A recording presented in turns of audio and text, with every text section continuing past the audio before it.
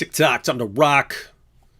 Good evening, good morning, good afternoon to everyone who's watching from all over the world. Robert and I here, we keep saying, keep hoping that there will not be a show because there's no jihad. There's always jihad. It's relentless. 14 centuries. Show me a week without jihad. There is no such week. I can find no such week, David. No, indeed. No, indeed. No week, indeed. We can't find a week, ladies and gentlemen, for 14 centuries. We can't find a week without jihad. But even though it's been going on for 14 centuries without 1 second's break for anyone in the world, it's somehow all in our minds. All right, Robert. Well, if anyone's tuning in for the first time, why don't you go tell everyone about yourself real quick before we get started here. Me? I am Robert Spencer, director of Jihad Watch and author of The Critical Quran. And the history of jihad as well. And the history of jihad. So and the truth about Muhammad and did Muhammad exist. We are literally live with the man who wrote not only the Quran, but also the entire history of jihad. There is no other history of jihad. This is the one. When someone once approached Muhammad and said, what is the greatest history of jihad? Can you find any other book other than Spencer's History of Jihad? And Muhammad said, I can find no such book. There is no other history of jihad. This is the one. By the way, Robert, people won't know what you're alluding to there, so why don't you tell them real quick? Yes, there's a famous hadith in which Muhammad is depicted as being asked by one of his followers, can you tell me a deed that is greater than jihad? And Muhammad says, I can find no such deed. No such deed. No, indeed.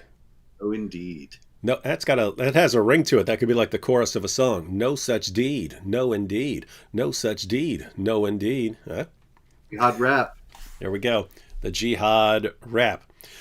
All right. So jihad is absolutely relentless, and it doesn't ever even what you know what would be cool if we were actually successful eventually in stopping the jihad, so that you could write a complete history of jihad and then it's done, right? It's like this was all the jihad ever, because right now you're writing a book and then like the book, it's always like, okay, the book finishes here, but then the next week there's, right after the book comes out, there's still like tons of jihad happening. So it's not a complete, you can't have a complete history. You're right, David. As a matter of fact, I would like to actually issue a request to all those who are watching this right now, that any of you who are in your 20s now, but you were already aware of this problem, I ask you, take my book, The History of Jihad, and around 2072, update it and give us a new edition. I'm giving you my permission right now. You can make it The History of Jihad revised by Spencer and your name here. And you can bring us up to date. But then you will also have to pass on this work to someone else younger than yourself. And it will go on through the generations from there. I think we might stop it by 2072, though. You think so? Yeah, people might wise up by then.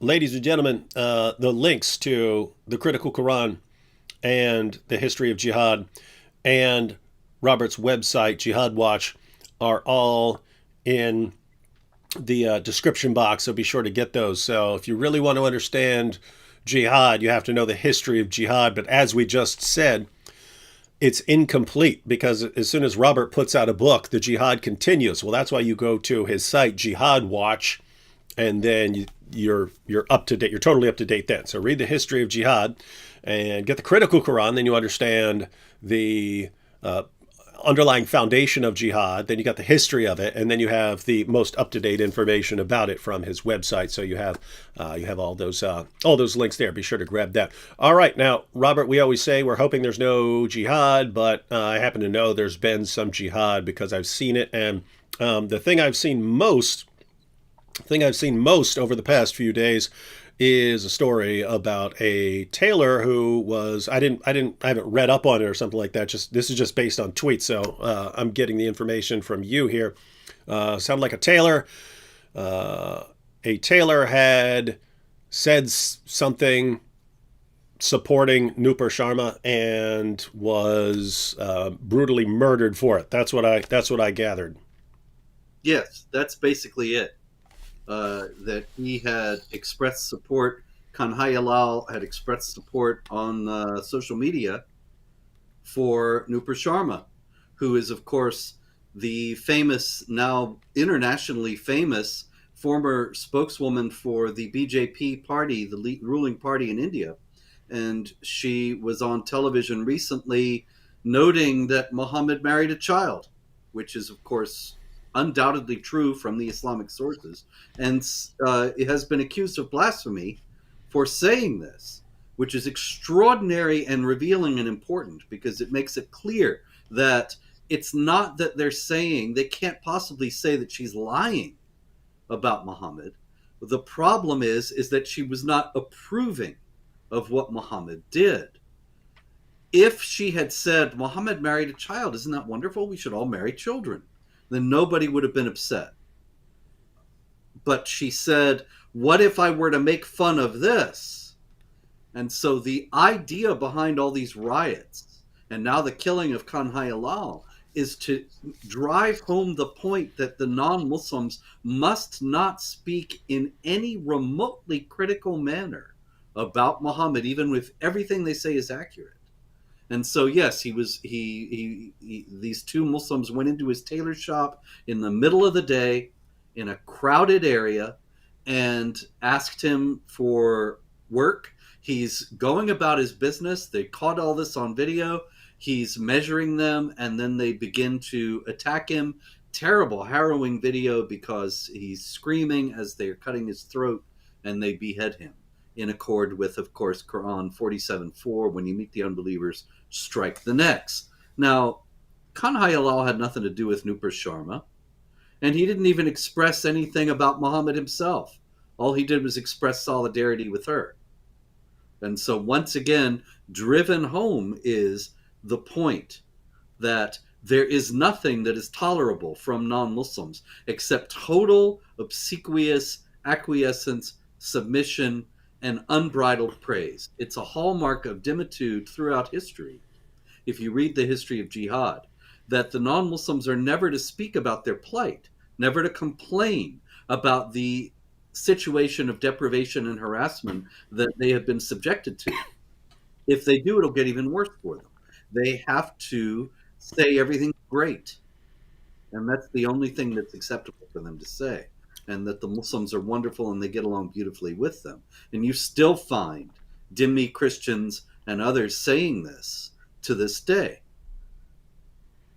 This gentleman did not, and he was beheaded for it. So, Nupur Sharma, sorry, still trying to get over a cold. Nupur Sharma, whose religious beliefs were being insulted, said in response, hey, I could insult your religion too by pointing out the fact that your prophet had sex with a little girl. Totally true. Factually verifiable information there. And massive uproar over it. And then a tailor was killed for basically doing exactly what Robert and I did, namely point out, okay, well, she's got a point there. She's right. She hadn't said anything wrong. And guy got killed over that. I've noticed, Robert, because notice, I mean, a bunch of people over here, you have agreed that Nupur Sharma is correct. I've said Nupur Sharma is correct. AP has said Nupur Sharma is correct. Um, the most we get is like some whining online lately. It seems like wherever the jihadis are in the world, they're aware of what they can get away with and what will work in a certain situation, right? Like when Nupur Sharma said that, there are places in the world where if she said something like that, there would be nothing anyone could do about it. But they understood that this is India and that India has a lot of delicate relations with many Muslim countries in terms of importing oil and sending workers to these other countries. So they understood, hey, if we create an uproar here, we can actually get this government to back down. And they did. They were right. And then, I mean, think about this. A tailor, I mean, some random tailor, you go after him. Why? Well, that's an area where you can still get away with intimidating people. You can still actually intimidate people into silence, whereas that wouldn't work in certain other parts, and they don't try it over there. But it is just this, there's this interesting awareness of what can we get away with here that will further the goals of Sharia, and how far can we go and actually accomplish something. The same thing in the UK with Hatun Tash. Hatun was on with me yesterday, and we talked about what happened to her, and you're aware of that. But it's the same idea there. It's every week at Speaker's Corner, they're testing what they can get away with in terms of the police. And then, oh, we got away with that. Oh, we ran up and stole her Quran and we got away with it. Oh, we stole her Quran again. Oh, we got away with it. Oh, the police are arresting her because we came at her. Huh. Well, notice that's just the police are constantly sending the jihadi community more information on what they can get away with. They're saying, hey, if you want to do this, we're going to let you do it, or we'll even support you. That sends a message to them. Okay, this is what we can get away with. So each week they're trying to push a little more and a little more. But that's part of what we're talking about when we're talking about jihad just being relentless. Historically, jihadis only stop when they're stopped by someone who makes them stop, someone that they just cannot defeat. That's when they stop and they regroup and they try other tactics and so on. But even in a situation where, I mean, the most powerful nations in the world by far are not Muslim nations. And with the internet, we can spread all sorts of information about Islam very quickly and very easily. You've got the avalanche of apostasy, but still notice they're still trying every single day. What can we actually accomplish? What can we get away with? And you get different answers of what you can get away with in India and what you can get away with in another place. But yep, definitely seems relentless, Robert. No doubt about that. Relentless. Actually, when I was putting together the history of jihad, that's exactly the impression I got, that this is a force that is absolutely relentless over 1,400 years, never giving up, never giving ground, a couple of places here and there being defeated, but for the most part, just continuing relentlessly, inexorably to advance. But this has always been, and I took care to point this out in the book, this has always been because of infidels who, for various reasons, for short-sighted reasons of short-term expediency or advantage, give the jihadis a leg up and aid them in their efforts. If infidels are not doing that, then there's no advance. And so that is a very important lesson for the modern age that the modern age doesn't seem interested in learning, but there it is. And we're the bad guys, ladies and gentlemen. We're the bad guys. We're pointing it out. All right, what else you got? I know that wasn't the only jihad that's happened. Unfortunately, there's quite a lot, David. It was a very busy week for the jihad. And the second biggest story of the week comes out of Norway. We were talking last week quite a bit about cracks in the leftist jihadist alliance. And those have continued to show most vividly in Oslo, where a Muslim migrant screaming, what was he screaming, David? Off the top of my head, small chance of being right, but I would guess Allahu Akbar. I don't know how you do it. It's uncanny, really. It's luck, But just pure luck, I guess. yeah, you're really on a streak here because you haven't gotten one wrong yet. I should go on It's Jeopardy. I mean, every time we have a show, you'll ask me like 10 questions. I'll nail them all. Knowing absolutely nothing, I'll nail them all. And I'm like, I need to go on Jeopardy because I would crush that show and be able to right. support my work for the rest of my life off my winning streak. We still have to do the Jihad Jeopardy show, but Oh, in yeah, any I keep case, forgetting that. Jihad Jeopardy. That's a good name for it. anyway, seriously, the Muslim screaming Allahu Akbar was at a. I'm trying to find the details here. Oh yes, the London pub, which is apparently a gay nightclub. He murdered 2 people. He wounded 21 outside this place, and this is described. This place describes itself as the largest gay and lesbian venue in Oslo, and so this does seem to have been a particularly targeted attack on gays, as the Pulse nightclub attack is represented as being, but was not actually, in fact. And the most important aspect of this, aside from the actual murders, is the fact that the Pride Parade was canceled. And so I think this is how you change the culture of a nation. That you come in and do this, and then what they do is curtailed as a result, and you keep on doing that, and they curtail more and more of their behavior. And finally, nobody even remembers how things used to be. And you have transformed the society utterly.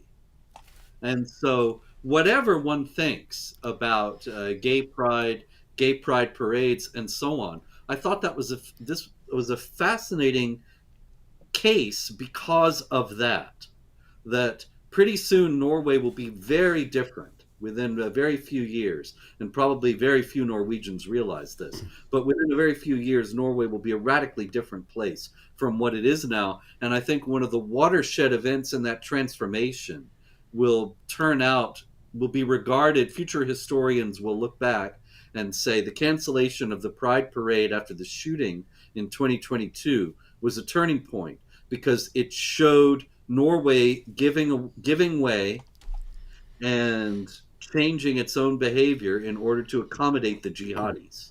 Instead of saying we're going to stand up, we're going to send the Pride Parade out with armed guards and make sure it happens, they're saying you can commit violence against us and we will submit. And so there are going to be plenty more chances for the Norwegians to submit, and many more invitations for them to do so from the jihadis. Yeah, I mean, we've said it a million times. Anytime the jihadis say, "Hey, we're going to kill you over this," and you say, "Oh, okay, we'll change our minds on that," then you haven't stopped the violence. You just encouraged the violence. You just told them how to beat you.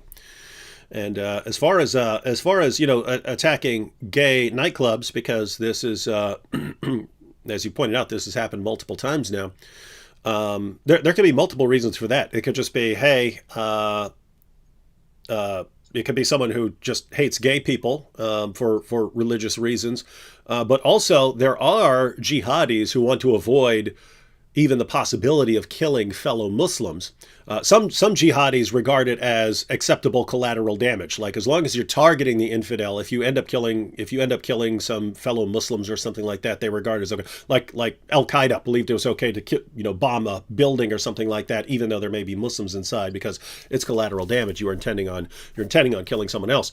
But other Muslims want to be very careful about that, so they target people where they're not going to find any actual devout Muslims, and that's why you'll find them targeting like the Ariana Grande concert years back, thinking to themselves, hey, not going to be any serious devout Muslims coming out of an Ariana Grande concert.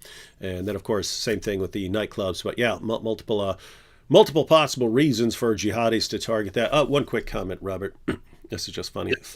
Fatima Williams says, sad that you gotta attempt to destroy Islam, because more and more people are discovering that Islam is the true religion that follows the teachings of Jesus and Moses, etc. Fatima, what planet do you live on? I mean, which Muslim? I mean, Zakir Naik, all of these guys right now, they're all warning Muslims about the avalanche of apostasy that they're caught in the middle of. So many people are leaving Islam right now. 24% of Muslim youth are leaving Islam, and that's it's this is what you're looking at. It's accelerating. It's accelerating. Why? Because people are actually getting accurate information about it, and they're finding out there's no way this guy's a prophet. You live in fantasy land. You're caught. I mean, like this is like what I would expect from like 30 years ago, where people are just getting information from Zuckernack and they're not getting any response to it. They're not doing any studying and so on. But to say this now in the middle of the avalanche of apostasy, when I mean Muslims are literally, I mean Muslim speakers and leaders are literally losing their minds in a panic mode because they can't figure out how to stop this avalanche. And you're here bragging, oh, Islam's spreading because people are discovering that it follows the teachings of Jesus. Really? Jesus, who said he's going up to Jerusalem to die on the cross? That's what Islam is following? Come on. Be serious here. All right, back to you, Robert. We got some jihad. That's incidentally, you're absolutely right. That is what people were saying to me 30 years ago. Exactly. And that back then it was quite plausible. As a matter of fact, my very first book was called Islam Unveiled, and I submitted it to the publisher, called it Islam Unveiled 10 Myths About Islam Exposed.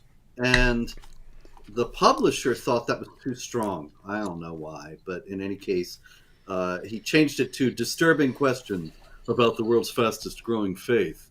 And in 2001, 2002, that is indeed how people regarded it. But now, well, there was no avalanche of apostasy at that time, at least not in any open way.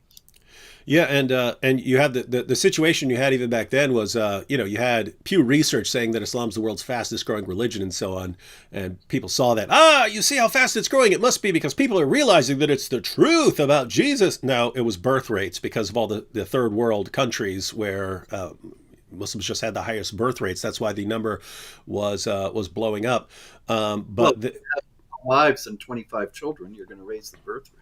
Yep, and so then what do you have? Well, you had the internet. You had the internet, and as soon as we started spreading information on the internet, you can actually go back to one of my earliest articles from probably 2005 or something like that, when I wrote an article called "Islam Beheaded: The Information Superhighway and the Death of Mohammedanism," and I said this internet here, where we can now get information into the houses of Muslims who've been shielded from this information for 14 centuries, is going to destroy Islam. And here we are, not too long after, and and we've got an avalanche.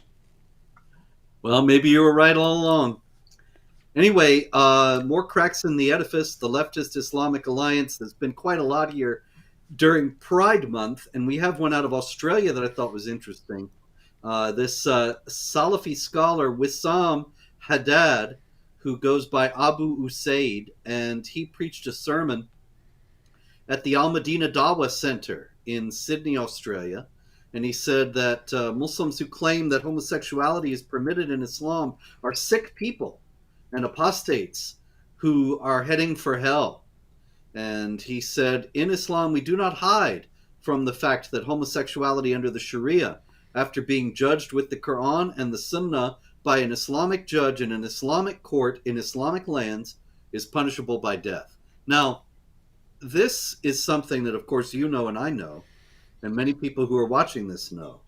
But since we're talking about the past, it's also worth noting that in the 1990s and in the early 2000s, right after 9/11, it was very easy to find Islamic apologists and Islamic spokesmen saying just what this fellow is saying is wrong, saying that Islam does not condemn homosexual activity. Islam does not condemn apostasy. Neither of these things are really punishable by death. This is an invention of Islamophobes, and so on. This was very common. And you did not see people like this Haddad saying that actually Islam does call for death for this. It's only in recent years that we have started to see people like this gentleman speak more honestly about Islamic teaching and not just say, oh, this is something these Islamophobes are making up. And I think that's a function of something you've referred to in earlier shows, David, that as the numbers of Muslims grow, then you have a transition from the period in which tolerance is preached, a la the Meccan passages of the Quran, and consequently, there's an attempt to show that Islam is benign and nothing to be concerned about. And then it changes with the growth of Islam in a particular area, and people begin to be more assertive and more honest about what it actually teaches. Yeah, and so the result is yes, everything that we were saying Islam teaches 15 years ago. Just I mean, keep in mind that is a very short period of time, but 15 years ago, everything that we were saying Islam teaches, we were called liars and bigots and Islamophobes for pointing it out, and now you have very popular Muslim leaders saying the exact same things. They're confirming exactly what we said 15 years ago when they called us liars for saying it. Exactly. No, indeed. Yes. No, indeed. Yes. I really got to get the T-shirts made. But in any case, uh, in the meantime, David, there is no shortage of the same kind of willfully ignorant and self-deluded governing officials. And so while Muslim leaders are becoming more honest and open about what Islam teaches, the same denial and willful ignorance nonetheless prevails in all too many areas. And so a story came out of Britain. Shabir Ahmed, who was the leader of the Rochdale rape gang, was identified in a report that came out last week as a local council's welfare rights officer. And the police knew, while he was the local council's welfare rights officer, that he was also the leader of the local rape gang. But they did not bother to inform the local council that was employing him as a welfare rights officer that he was also involved in this unsavory behavior on the side. And obviously, everybody concerned in this story was motivated by the fear of being called Islamophobic. Yeah, I talked about that with Hatun, with her getting robbed on camera, multiple camera angles. Guy wasn't even trying to hide it. He knew he was being recorded. He thinks it's worth it to steal a Quran from Hatun, and then police come and arrest Hatun. Right? It's not, hey, let's go over there and let's examine the video footage and see what happened. It's okay. Let's just get this over with and arrest Hatun, and then the Muslims there will cheer for us. I pointed out that it's the exact same mentality as you had with the grooming gangs. It's we're so terrified of being called Islamophobes that we'll throw other people under the bus. In the case of the grooming gangs, let's throw thousands, tens of thousands of little girls under the bus, even though they're being, groomed, drugged, raped, gang raped, pimped, and so on. And let's just throw all of them under the bus so that we don't get called Islamophobes. But they'll do the same thing. Here's Toon Tosh, and she's been hit, stabbed, everything else on camera. But if we have to decide between going after her or being called Islamophobes by going after the people who are actually doing this stuff, we'd rather just throw Hatun under the bus and lock her up.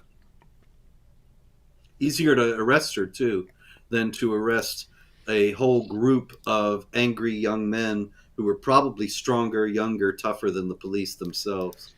Yeah, and notice pretty straightforward to go over there and say, hey, I know everyone's recording on your camera phones.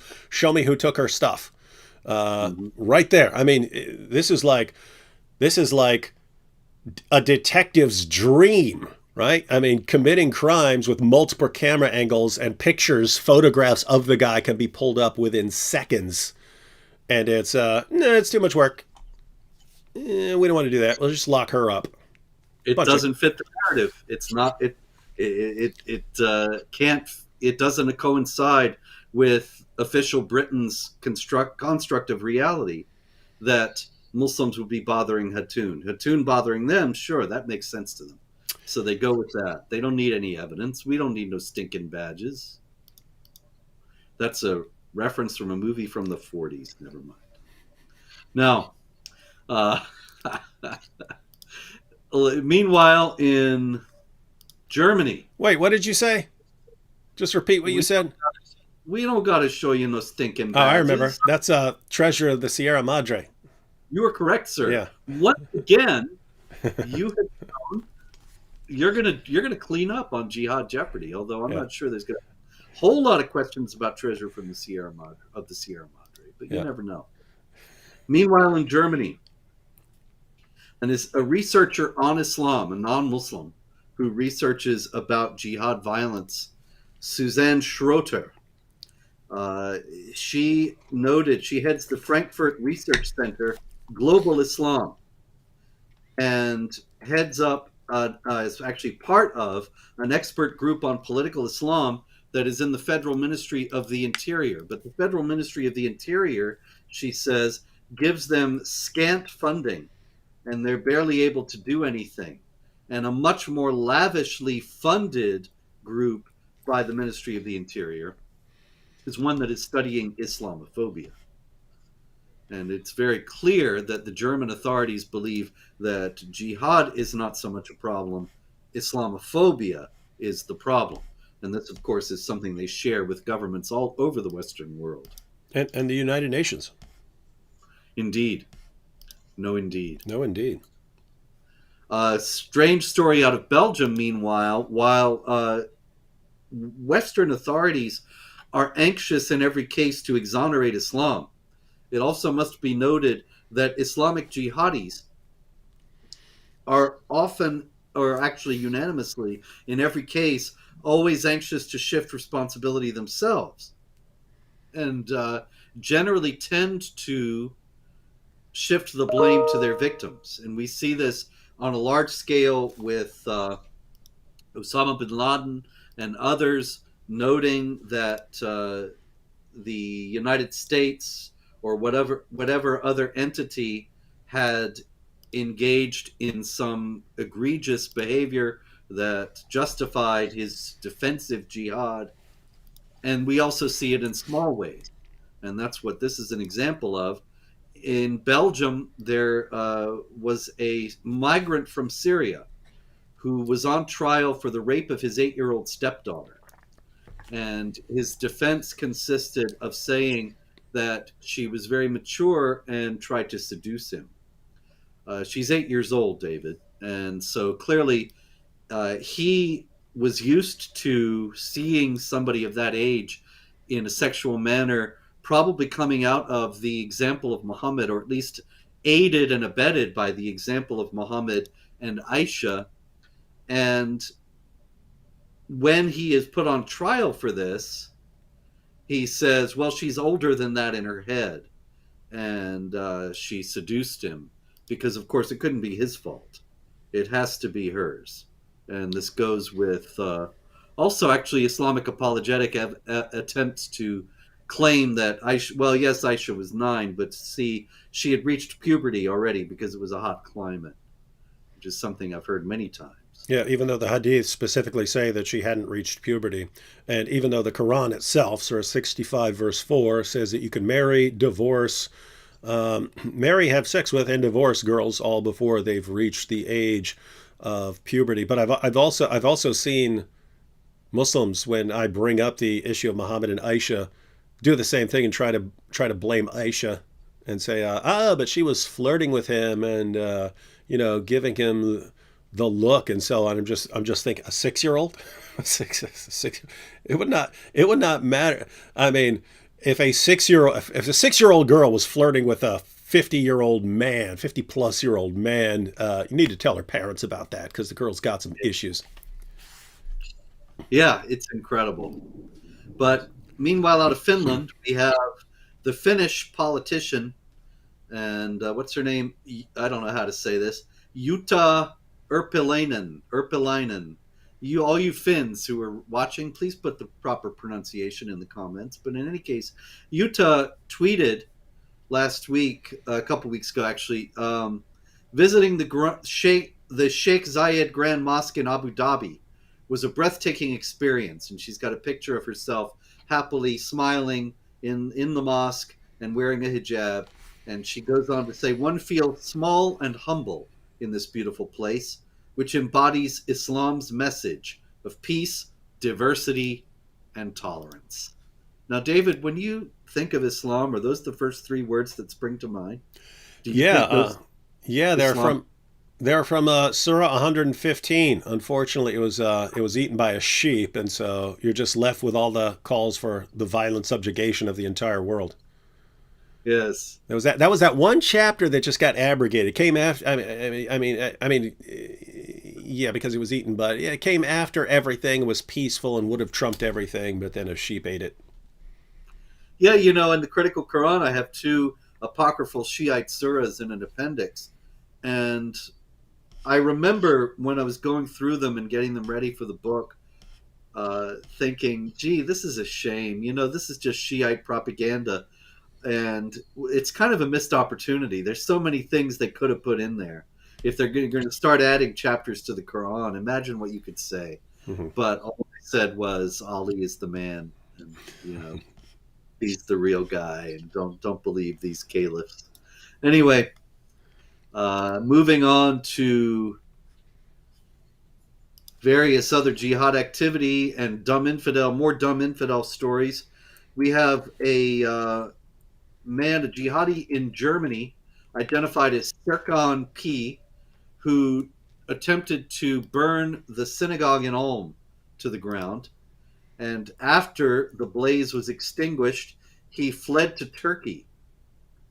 And even though it would be easy to extradite him from Turkey and put him on trial, the federal and state governing officials in charge have done nothing to bring him back from Turkey and nothing to pursue the case at all. And I'll bet you know why they haven't, David. They are afraid of being called a name.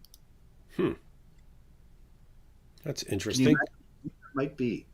Uh, I'm going to go with Islamophobe. That is correct for $100. It's just astonishing, really, how you do it. And the German authorities are so afraid of the charge of Islamophobia that they're going to let the Ulm synagogue be torched and not make a move, not lift a finger to apprehend and prosecute the known offender.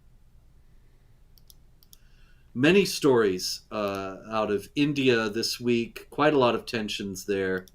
And in one case, a group of people went into a Hindu temple. They vandalized it. They damaged the idol, as we saw in another story last week. And they hoisted an Islamic flag inside the temple, a flag saying there's no God but Allah and Muhammad is his prophet. Even then, when I reported this story, I saw on Twitter some people saying, well, anybody could have put that flag there. And I think, well, yeah, you know, David, sometime when you're free, we really ought to go into a church and replace the American flag with the Shahada flag, because that's what Christians do. Yeah, that reminds me of once Hatun got hit in the face, and then but they didn't catch the guy, and so everyone said, but it turns out it was a Christian who did it, and Oh, of course. there were some of the speakers corner Muslims who admitted that it was indeed a Muslim and that they know him, but the lie spread faster than the truth, as it so frequently does with Islamic dawah. And so to this day, I get comments, it was actually a Christian. And then the same thing when she was stabbed. It was actually a Christian who did it. And so they just, they anyway, they keep doing this. They're probably going to say it was a Christian who stole her Quran because he's upset. And so the idea is there are all these Christians who are enraged at Hatun for making fun of Muhammad, and they keep attacking her and stealing her stuff. And then ironically, it's the Muslims who cheer for the Christian who does this stuff. Ironically. Yep. To be sure, I could give you a list, David, of many Christians who were enraged that I dared to co-host a Muhammad art exhibit and cartoon contest back in 2015, and thought that it was terribly insulting and harmed the Muslim Christian dialogue. They did not understand the whole idea that you enunciated earlier, that if you give in to violent intimidation, you're only going to encourage more. And that's So why if, and that's why those two Christians showed up with AK-47s to kill you. yes, because they were so offended that we were harming the dialogue. The reality is that if when people are saying you can't draw Muhammad or we'll kill you, if nobody is going to draw Muhammad after that, then they're going to come back again later and say, now you can't do X or we'll kill you. And it just keeps advancing. Sometime you have to call a halt or you're just going to get more. Mm-hmm. But anyway, meanwhile, let's see. In Burkina Faso, David, this past week, a group of men, that's how they are identified in the news story from AFP. Men. Watch out for those men, ladies and gentlemen. Yeah, right. Men. No women were involved. They burst into a baptism ceremony in a church in Burkina Faso and opened fire, murdering 8 people. Now, if you look at a map and you see where Burkina Faso is in relation to Nigeria, and you think about what kind of people might want to kill people at a baptism ceremony, I'm thinking that the chances are about 105% that this was Islamic jihadis.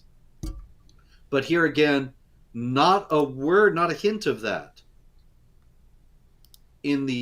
generally in the reports. I did find one that said suspected jihadis, and I think that's a more than justifiable suspicion.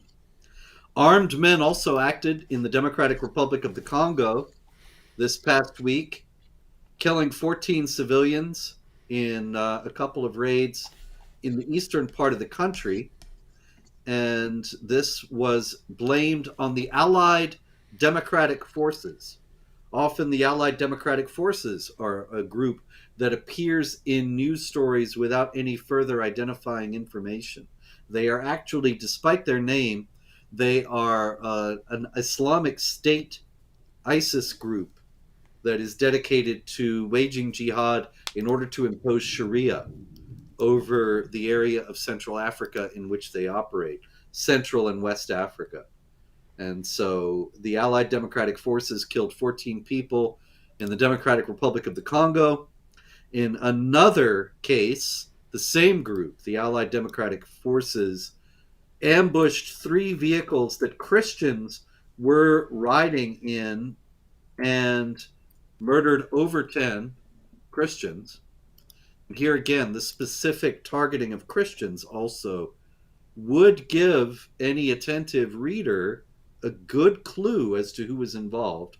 But most people don't really pay all that much attention nowadays. Absolutely true. Let me take just because I don't know how long Fatima Williams will be tuning in. Respond to a quick comment here because it proves a point. Fatima says, not true. The Quran was completed before the Prophet's death, and it was memorized by very many. So it was never changed, unlike the Bible, which have hundreds of editions and revisions, 10% diff per edition. And you just wonder why it's always the most clueless people in the world who talk the most about things that they don't know, right? Like people who get all their information from Zuckernick and from horrible websites, the ones who try to educate people the most. But let me just read a couple of passages from Muslim sources. This is Ibn Abi Dawud's Kitab al-Masahif. Many of the passages of the Quran that were sent down were known by those who died on the day of Yamama, the Battle of Yamama. Abu Bakr sent a bunch of people who knew parts of the Quran into battle, and they were slaughtered. So many of the passages of the Quran that were sent down were known by those who died on that day, but they were not known by those who survived them, nor were they written down. Nor had Abu Bakr, Umar, or Uthman by that time collected the Quran, nor were they found with even one person after them. Whoops. So notice that you have in the Muslim sources, they talk about this. They talk about originally it's based on the idea of memorization. We're all just going to memorize the Quran and memorize parts of the Quran, and you've got this part memorized and I've got that part memorized. And then a bunch of the people die in battle, and they specifically say, and since the Quran hadn't been compiled by that time, parts of the Quran were lost forever. Muhammad's companion Ibn Umar, when he saw later on people claiming that they memorized the entire Quran, he told them, he said, don't ever say that you've memorized the entire Quran, because how do you even know what it is when so much of it has already been lost? And you see examples of this all over the Muslim sources. So let me just give you an example right here. This is Abu Ubaid's Kitab Fada'il al-Quran. Aisha said, Surat al-Azab, Surah 33, used to be recited in the time of the Prophet with 200 verses. But when Uthman wrote out the codices, he was unable to procure more of it than there is in it today, i.e. 73 verses. More than 100 verses were lost from that one chapter of the Quran. Why? Because a bunch of the people who had it memorized died in battle. And of course, there's this famous passage, Sunan Ibn Majah, 1944. It was narrated that Aisha said, the verse of stoning and of breastfeeding an adult 10 times was revealed, and the paper was with me under my pillow. When the Messenger of Allah died, we were preoccupied with his death, and a tame sheep came in and ate it. You can go to the hadith. These verses, the verses of stoning an adulteress and of breastfeeding an adult 10 times, these are supposed to be in the Quran. These are in the Quran according to the hadith. They refer to these Quran passages. They're not in your Quran today. What happened? Aisha's sheep ate them. Allah couldn't protect the Quran from a sheep, Fatima, and you're here educating us on the perfect preservation of the Quran. This is what happens when you don't bother to study and you just try to explain everything. As far as your other comment, the Bible's been changed. Well, check out Surah 3, verses 3 to 4. Where Allah says that he's the one who revealed the Torah and the gospel. You can check out Surah 6, verse 115, where Allah says that no one can change his words. You can look at Surah 7, verse 157, where Allah says that during the time of Muhammad, Jews and Christians still had the Torah and the gospel. You can go to Surah 5, verse 43, where Allah tells Jews that they don't need Muhammad because they still had the Torah. They still have the uncorrupted Torah. You can go just a few verses later, Surah 5, verse 47, where Allah tells Christians that they don't judge by the Quran. They're supposed to judge by the gospel, which only makes sense if they judge by the gospel. You go a little later to Surah 5, verse 68, where Allah says that Jews and Christians have no ground to stand upon unless they stand upon the Torah and the gospel, which makes no sense if these books have been corrupted. And so, Fatima, so you're sitting here, you have no clue what you're talking about when you talk about the Quran. And when you complain about the Bible, you're attacking your own God and calling him a lying idiot. This is why you study first, then come here and start challenging everyone. All right? Study first, then come challenge everyone. But you're not going to do that, are you? You can't help yourself. You're just going to keep commenting and embarrassing your prophet. But go ahead. All right, go back to you, Robert. We'll probably hear more from Fatima here in a second. with more factually verifiable information she got from some lame YouTube video. Incidentally, I believe it must be a very old one because, I remember hearing, there again, this is old stuff. Hearing 20, 30 years ago, I remember some guy saying the Christians revise their Bible every 5 years and send out the new edition. Where are you getting this? This is total fantasy. But this was circulating around, the idea that the Christians are constantly revising the Bible. That's 20, 30 years ago stuff. I don't know what old material she's accessing.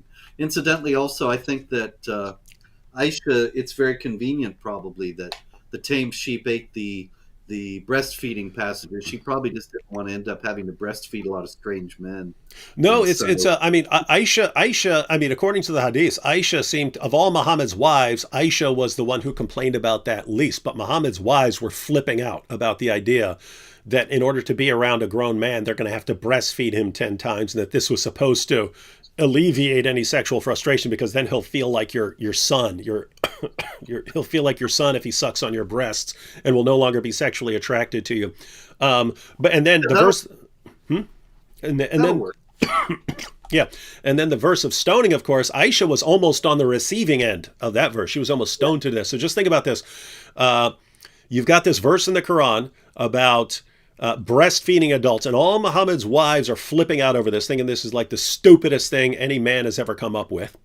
And then you've got the verse of stoning an adulteress, and they're all terrified of that because Aisha was almost stoned over an accusation. And then, I mean, she literally says that Muhammad died. They're preoccupied with his death, so they're preparing Muhammad, and oopsie, the only copy was eaten by a sheep. Yep. Oopsie poopsie. How convenient. People have pointed this out many times that this is like the 7th century version of the dog ate my homework. Oh, yeah. Perfect. Absolutely. But nevertheless, it's been perfectly preserved. Allah sent that sheep to eat the parts he didn't like. Nom, nom, nom, nom, nom, nom, nom. The parts Satan inspired. Yeah. Satan tricked him into revealing those, but Allah rescued the truth with the sheep. Yes. What He's a religion. the best deceivers. He is the best of all deceivers. Okay, so we got more dumb infidels in the Mumbai High Court in India. On trial, an ISIS operative named Mohammed Raisuddin, and he swore an oath of allegiance to Abu Bakr al-Baghdadi, the late caliph of the Islamic State. And the court examined this in his trial, as that was the basis on which he was arrested, and they decided, oh, that's not incriminating. That's no big deal. Anybody might swear allegiance to ISIS. So that was the end of that. Yeah. I just wanted to do one. I can't help myself, Robert. I just got to do one quick follow-up with Fatima. We just quoted Sunan ibn Majah to her. We quoted Aisha to her. And this is all over. This is all over the hadith. I mean, there's passage after passage after passage about this in Sahih Muslim, about this breastfeeding an adult passage. And I literally just quoted Aisha talking about it. What does Fatima say? Such rubbish. Breastfeeding for 2 years is what the Quran said. Hey, listen to what she just said. Ha! Aisha's a lying idiot, is what she just said. And all the other hadiths, Sahih Muslim, these are all rubbish. It's all a bunch of rubbish sources. The early Muslims, they were the biggest bunch of liars the world has ever seen. But me, a girl who's never studied anything in her entire life, obviously, I know better than Aisha. I know better than Muhammad's wives. I know better than Muhammad's companions. I know better.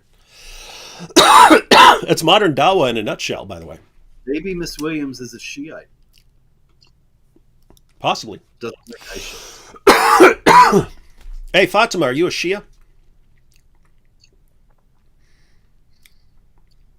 You can go ahead, Robert. I'll wait for her response. But Fatima, are you a Shia? And so are you calling all these Sunni sources rubbish? But you actually It could be. It happened.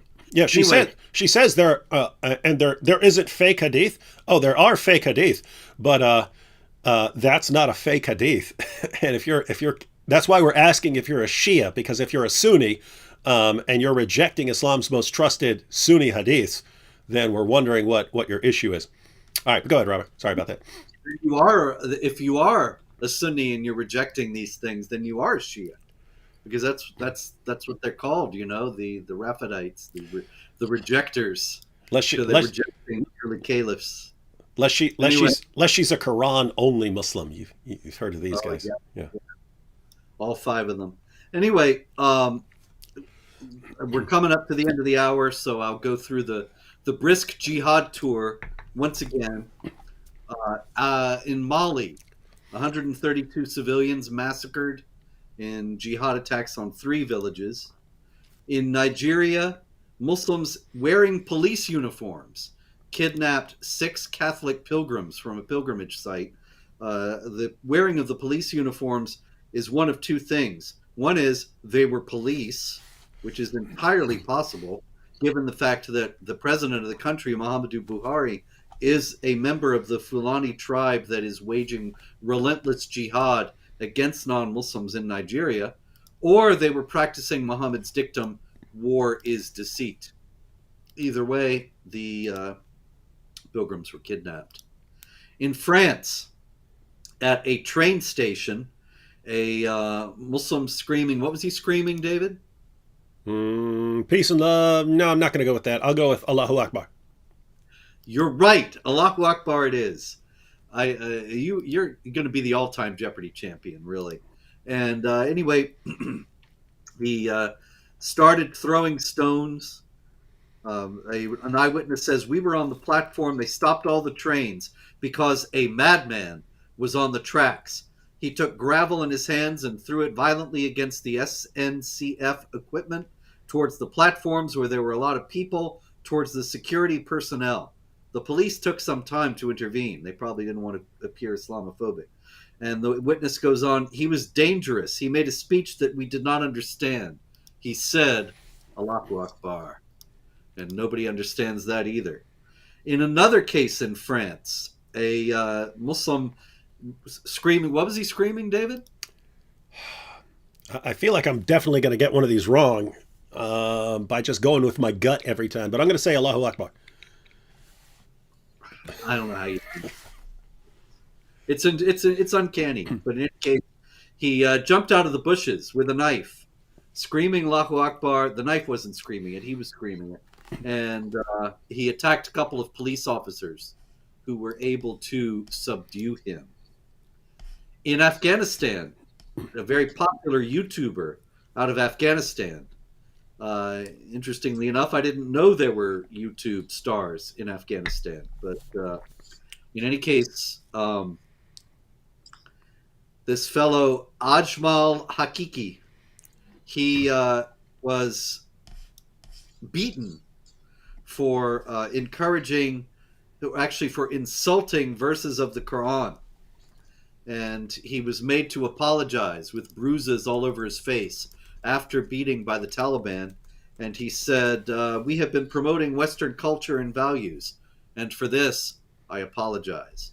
And I thought it was noteworthy, since most of the people who are the self-appointed or elected guardians of Western culture and values would insist that there is no incompatibility between Islamic culture and values and Western culture and values, and that those who think so are vicious Islamophobes. But clearly, the Taliban, which is a very self-consciously observant Islamic government, thinks so as well. In Nigeria, a Catholic priest was gunned down by Islamic jihadis.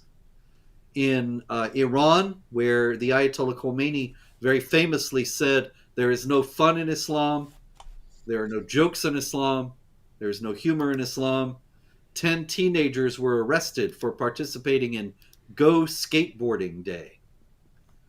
In Indonesia, also because there is no fun in Islam, a nightlife chain called Holy Wings, apparently some sort of club, but in any case, they were offering a free bottle of gin to women named Maria and men named Muhammad, and were duly charged with blasphemy, because we all know that men who are named Muhammad are all the prophet of Islam, and consequently to offer them a free bottle of gin is blasphemous. In Nigeria also, 13 scrap metal scavengers were murdered by Islamic jihadis. In Italy, 2 Muslims were plotting a jihad massacre. One of them was put under house arrest and the other was set free. They don't want to appear Islamophobic. In Lebanon, the interior minister ordered security forces to crush Pride Month events. Yet again, showing the weakness of this leftist Islamic alliance. In Pakistan, interestingly enough, Pakistan is an Islamic republic and generally implements Sharia all around the country in every detail, but the Pakistani Taliban has warned that if they are not free to implement Sharia in its fullness, we will wage a countrywide jihad.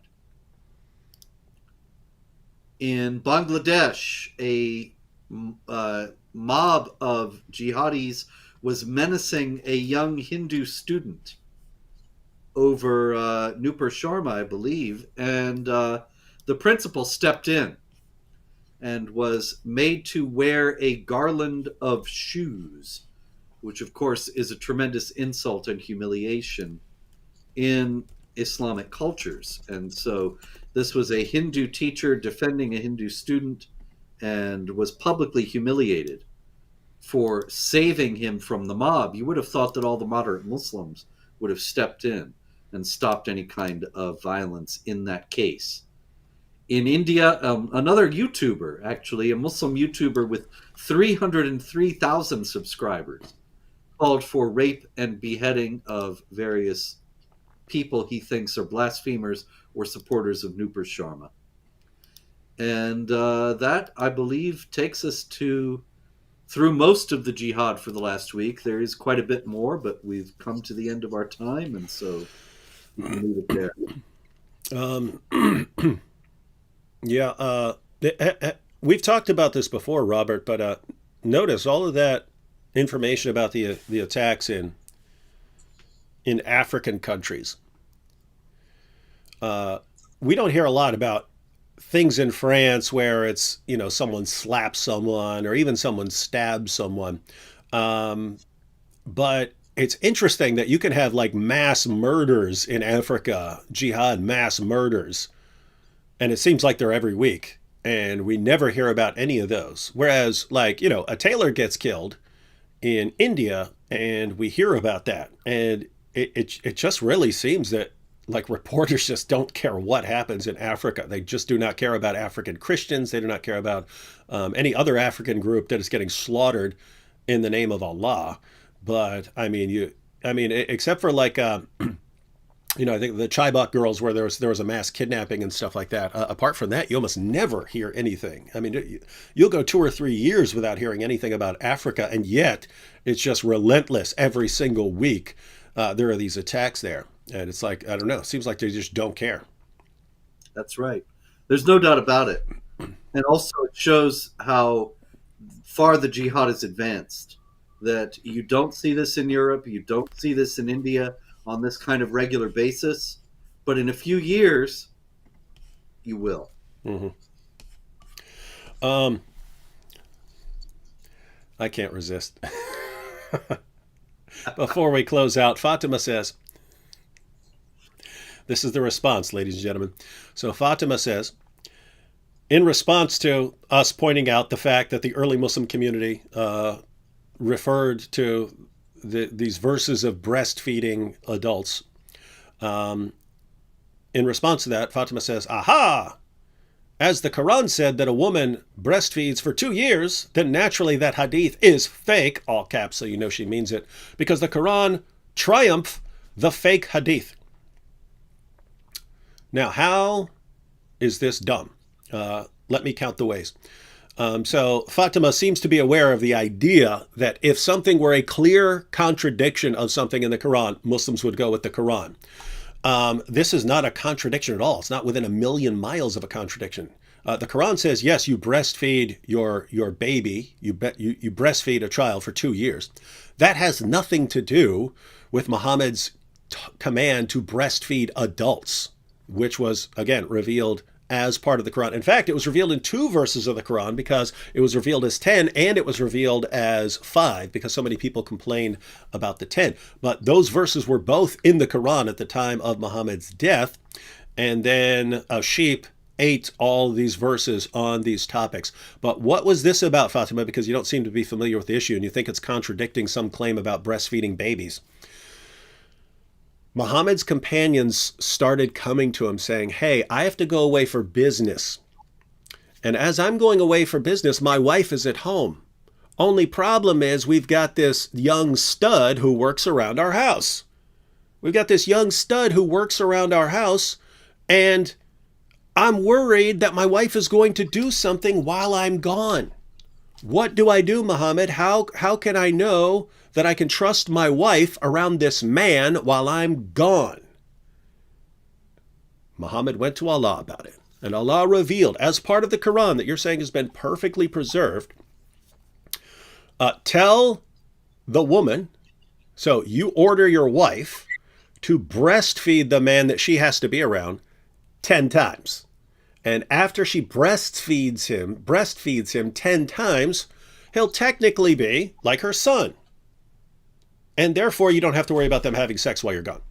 So just have your wife stick her breast in this guy's mouth repeatedly, over and over again. Hey, don't forget to come over tomorrow. You gotta suck these breasts again. Just have him keep coming over to breastfeed from your wife. Then he's not going to be attracted anymore because he's going to be thinking, "Oh, mommy," and then everything's fine. This is Allah's solution. Fatima, you understand that this is completely insane and idiotic, just like Aisha did, just like Muhammad's wives did, just like every woman and 99.99999999999% of all the men in history would immediately recognize this as insane and idiotic.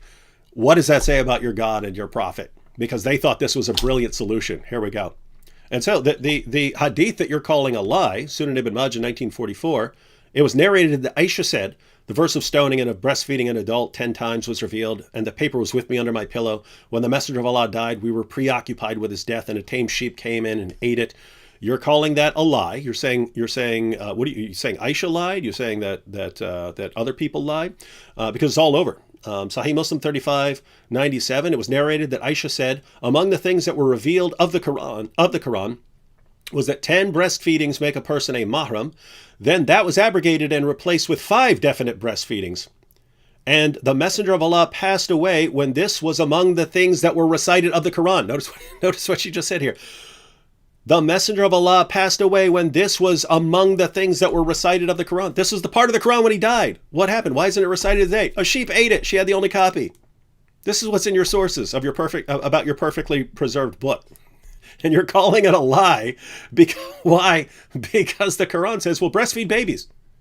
You say, all this stuff about breastfeeding adults have to be lies, even though it's all over our sources. My goodness, this, ladies and gentlemen, we're pointing this out for a reason.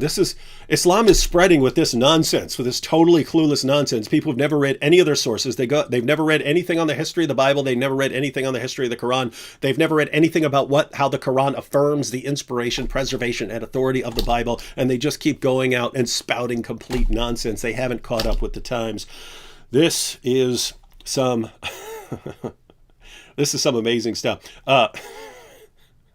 Man, I can't do this, but I want to keep reading these breastfeeding passages because I have a ton of them about breastfeeding adults. There's even the one where a woman complains and says, but Muhammad, he has a beard, talking about breastfeeding this guy. He says, Muhammad, he has a beard. And Muhammad smiles and says, I know he has a beard.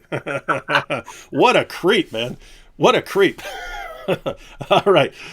Sorry about that diversion, ladies and gentlemen, but you gotta take time to enjoy the little things. Well, Fatima's waging a jihad here, so it's perfectly on topic.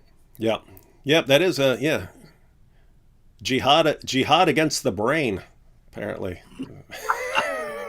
But isn't all jihad against the brain, Robert? Ultimately. No, indeed, David. No, indeed.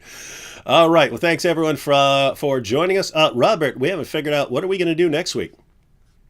What indeed, David? What are we going to do? We could host it on my channel with no one watching. That would be a shame. I think we should try that and see. We should try it for a few weeks and see if we can get people on board. Okay. I'm game. And I can even make a separate video ahead of time and tell people where to find us for this week in Jihad. Okay, great. And we'll probably have fewer at the beginning, but I mean, ultimately that it might long term be better because that's the kind of content you deal with regularly. Okay. All right, we're going to try it, ladies and gentlemen. So next week, because keep in mind this channel is being destroyed. At least as far as me. So I will add the link. I haven't, what do I have? I have Jihad Watch. Yeah, I will add a link to Robert's YouTube channel, and then subscribe to that channel and get notifications, because looks like we will be there next week. We'll try it on Robert's channel for a while. And one last comment from Fatima. Never, ever have we heard about adult being breastfed. You go to Muhammad's companions, all over the place. You go to the hadiths, all over the place. If you say we've never heard about this, that means you don't know with your sources, because you can't go to your sources without seeing this. And this is hilarious. What is Fatima just saying here? What does she say? Guys, what has she admitted? She just admitted that she has never gone near one of her sources. She's never gone near Sahih Muslim. She's never gone anywhere near Sunan Ibn Majah. She's never gone anywhere near the tafsir. She has no clue what she's talking about, and yet she's telling us about the history of the Quran. So someone who has never in her life spent 5 seconds studying the history of the Quran is here trying to educate people, one of whom literally wrote the Quran.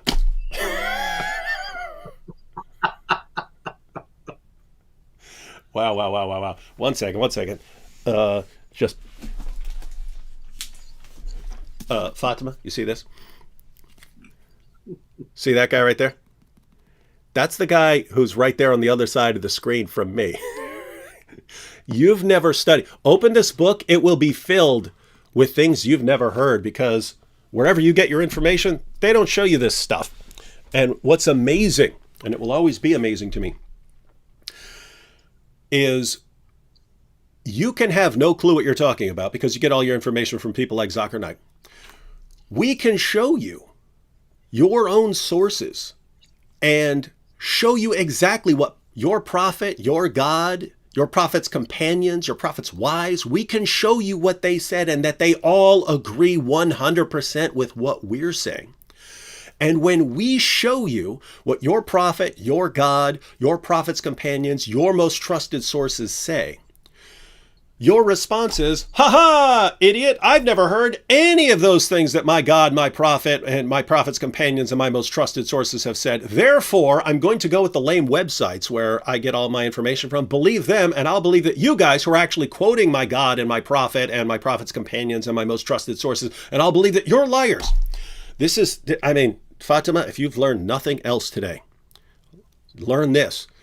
There should be a light switch turning on right now, right? The reaction should not be, these guys are quoting all of my sources to show me that my God and my prophet and my prophet's companions, they all said this. But the people where I get my information from, they're not familiar with any of this. Okay. There are 2 possible reactions here. One, we're just making up all these sources, even though we gave you the sources and you could go look them up right now.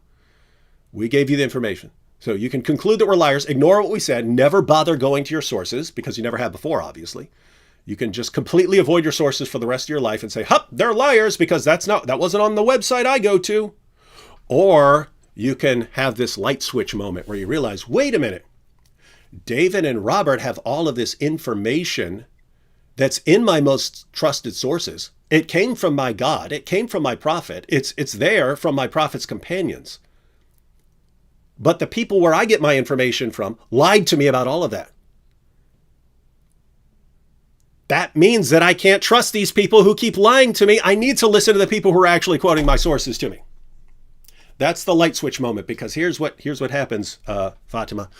Once you realize the people who've been giving me all the information I've ever had all my life about my religion are the biggest bunch of liars the world has ever seen. What does that mean? It means I cannot trust them, but my entire basis for trusting my religion has been these liars lying to me. Maybe I can't trust them anymore, and maybe I need to go investigate this stuff for myself.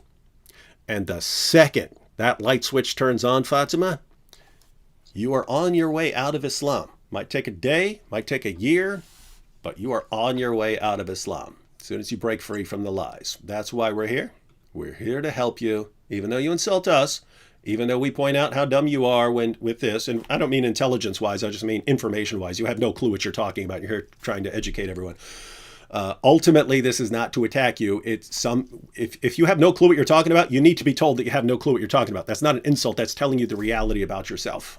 So we are here ultimately to help you, not to deceive you. Everyone who's telling you about your religion and telling you all these lies, they're lying to you. We're telling you the truth. For some strange reason, you love the liars and you hate the people who tell you the truth. And somehow your religion convinces you to do this. But if a religion convinces you to love lies and hate the truth, what's that tell you about the religion? Catch y'all later.